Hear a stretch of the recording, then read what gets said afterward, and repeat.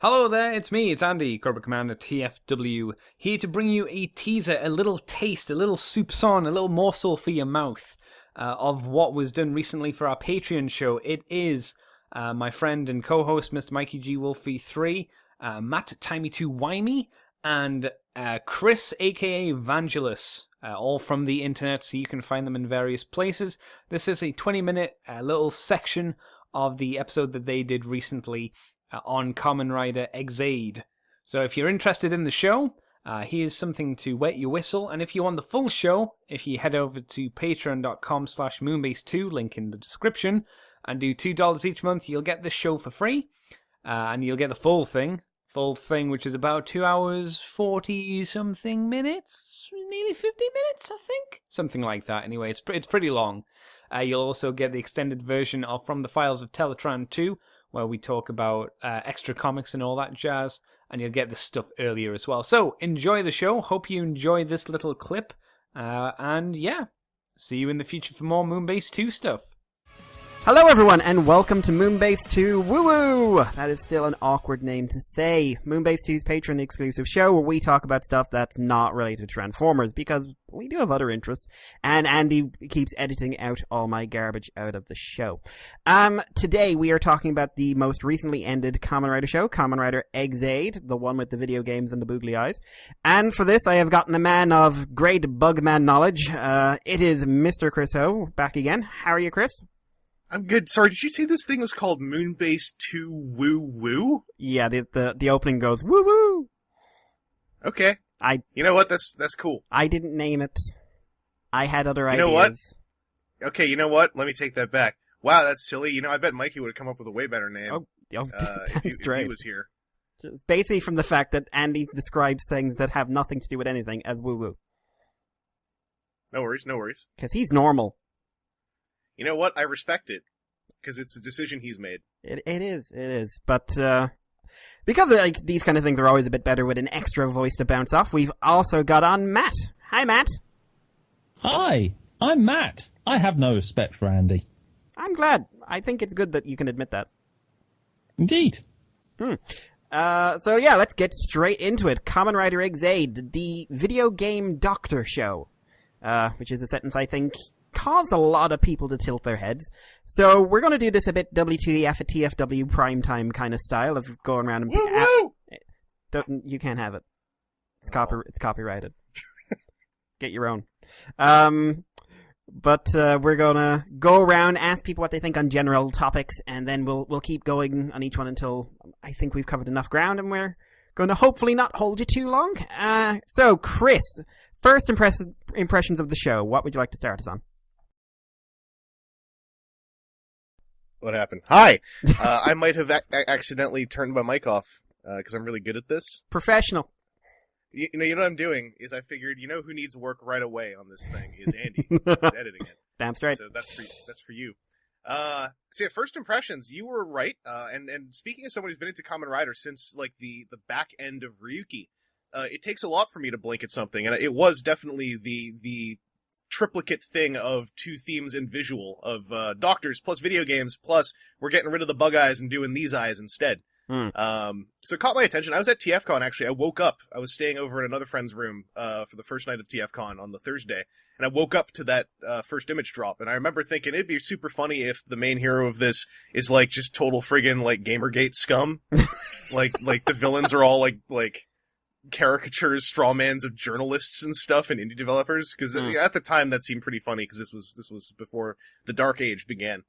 But I definitely also was looking forward to it, because I'm at a point now where like you can't make me think, oh, this Rider show is gonna suck, because I have found it to be too unpredictable. So I was looking at it thinking, the only thing I can predict is when visuals are this kooky and not making me say what a badass right away. Half the time that also leads to a pretty cool show, so we'll see what happens. And the first episode, I was like, all right, they're leaning into this in a way I'll talk about this a bit more later, but I was very pleasantly surprised by the lack of cynicism and the lack of like corporate cynicism and how the video game side was leaned into. Yeah, that was something that was quite interesting. That like I'm surprised they didn't like get sponsorship from more game companies or something like that. I mean, they had a bit of a relationship with like Pac-Man and or the company behind Pac-Man, or what, Namco. Yeah, it's because Namco and Bandai have a long-standing partnership, which might be why no other game company got involved with it. I don't think it was a bad thing. No, I'm really happy they didn't get too cluttered with a lot of like they were referencing game ideas in a way that felt almost more wholesome than like, you know, putting it in the backdrop of trying to also sell some games. Like it's kind of like the way the show struck me in its delivery was so warm and really loving of video games in a lot of ways. Like it made me just want to crack one open because I also really wanted to open this can and I've been waiting for a reason to do it. It was a show you could really crack one open, just sit back, especially halfway through, and just go like, all right, XA, like, let's go. Like that, the first impression of that show was like tentative optimism that blossomed about 2 months in. You said something there, like, it's gotten to the stage where you can't go like, oh, this show is going to suck because of visuals and stuff. I remember when I first saw this, and I was just like, he's pink. He's a pink video game man. But yeah. But he's a doctor. He's Splatoon colors. Yeah. And I remember going like, and he's got an NES controller for a chest. Okay.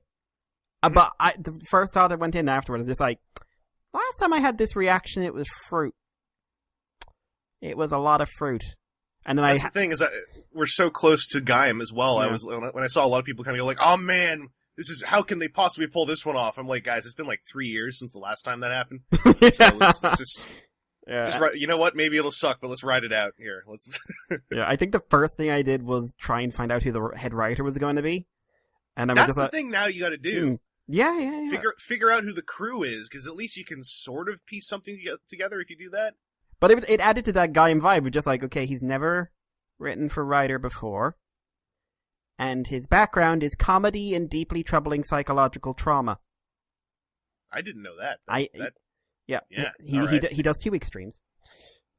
So I was just like, I'm having an Urabachi moment. This is Well, getting all of these non-writer writers, like, every time it happens, it seems to go real well. Yeah. There's a lot of things like director-wise even, like the more they got away from that stable of directors who, I don't remember their names very well, it's the guys who would always get to do the movie Taisens or the superhero Taisens, because they were long-lived, and like you could always tell when they were directing because it was extremely phoned in. And some of the, like, there are a lot of Xaid specials, bonus DVDs, bonus things, etc. And sometimes, like, you know, one of those older or less experienced even crews gets a hold of the Xaid cast, and like you can tell. Like one of the, I don't know if it was a Hyper Battle DVD, but the one with the Pack Adventure and Famista, like all the branded games. The one where the new thing? where it was Tricks. Yeah, Tricks. Yeah. It was the Genom. Yeah. Genom special. That special, both episodes, I believe, of it, just reeked of a crew who didn't get it as much as the main crew, because it's like it was blocked very boringly, and also everyone referred to each other by their writer name, which, like, post Dr. Pac-Man, it feels super weird to have a bunch of people going like, Brave, Laser, Snipe, and it's like, y'all don't talk like that in the real show. Yeah, like, the only one who kept that up was Snipe, was Taiga, like, and that was just like, it's a quirk. It's what he does. But, it was very obvious to me when they brought in the older crews, especially with one of the crossover movies we'll talk about later on. That was when I felt like, oh, this is you going back to the guys you've had around for years who are just kind of like, we just want to sleep. Or are we talking about the one with the Q Rangers in it? Yeah. Yeah, that was, I was not angry, because I by the time the film was done, I was like, even the setup of this was identical to the one with the Gokaigers in it. So this was probably one of those guys. But yeah, I had to, halfway through, I had to go like, you know what? Sakamoto can't direct every film. The guys who do like the Gaim action and the Wizard action can't direct every film. Sometimes these old guys will still get to direct films. I just have to write those off. Yep, they need to feed their families too.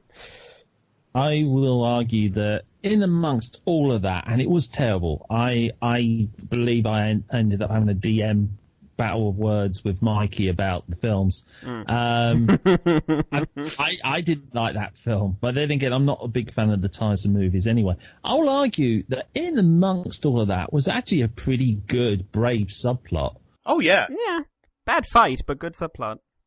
Yeah, it would have been a very nice, like, one-off episode of the main TV show, just to show how, even though he proclaims to be, like this stoic super surgeon that can cut anything, there's going to be something that will tug at the heartstrings, even other than, of course, the death of his partner, that affects this guy that will rock him. And you've got this sort of young boy trapped in the video world because he doesn't want to go back to the real world.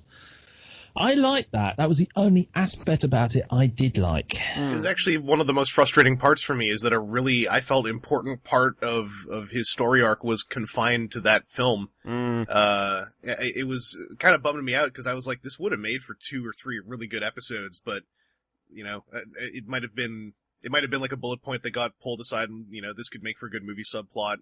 It was a really nice aspect of his story. That and the one, the Oja one-off, Night of Safari, where it talked about his relation to the 2 nurses who kind of disappeared from the series after they first showed up. So sad. They showed up for, I think, 1 episode of the main show? Yeah, it was kind of cool that they took them as one of the subplot subjects for that and used it to flesh him out some more. Like, it made me like that special even more. Like, it's a bummer that, like, to really get the full Exade story, like, you got to engage with all of it, which means you got to hunt all of it down. And figure out where it all fits together. Still not fucking over. When I was watching the show, I was following it on some unofficial fandom wikia of Kamen Rider, and they had a wild stab at fitting in all the specials and the movies into one cohesive whole, and which, yes, Mikey will completely dispute. No, I was going to say the Rider wiki's hilarious when it tries to actually arrange things. Like, I love reading the trivia. Like... No, the trivia is like an entity of itself. Like, it's like an AI trying to come to life. It's amazing. Overall, my main argument with it is the placements they put these particular things would have fitted like 2 episodes further down the line and so forth from a sort of storytelling aspect. But other than that, they weren't too bad. Well, I mean, everything does air, like, the movies come out at a certain point during the series, which is, I think, the best time to see them, if you get the chance to watch stuff in the aftermath. And a lot of the specials for Exade did feel like, even though they, at being specials, they often will conflict with a lot of the minor story details, a lot of them felt like they did have a place to exist, like, especially the number of them that would, like, at least 2 of them foreshadowed Kyria coming back. And it is, I think, less effective to watch them after you've gotten to that point in the show, because it's like the Go Rider series, the miniseries, is one that you should watch before he and Dan come back. And then there's the Laser Hyper Battle DVD, which also, like, you should probably check out before he makes his actual return, because that one really directly foreshadows it. Yep. Oh yeah. Well, that's a weird thing. Like, continuity was, especially for all the side stuff, tight, very tight. But something, it's not a usual writer, right? So you get someone who's like more. But something I'm curious, Matt. You came in, like, we were talking first impressions. You're a bit different from the 2 of us in that your first impressions and your first viewing of the show are quite widely spaced. I basically watched up to episode 6 when it first aired. I used to do this thing where I would only watch it in 6-episode chunks. And I did that with most shows and sort of gave up halfway through the run. And then what I did do in the end was basically I listened to you on Moonbase 2, and then Andy through you would then be my filter, because me and Andy's general attitudes when it comes to particular shows tend to verge on the same. If he tends to find a Kamen Rider show boring, it's a good chance that I will as well. So unfortunately, I never finished Drive. I never finished Ghost. Gaim is great. It is fantastic. For pretty much the same underlining vibe as Exade. There is pretty much a nice bit of darkness underlaying the happy-go-lucky doctor who plays video games. I picked up on that straight the heck away.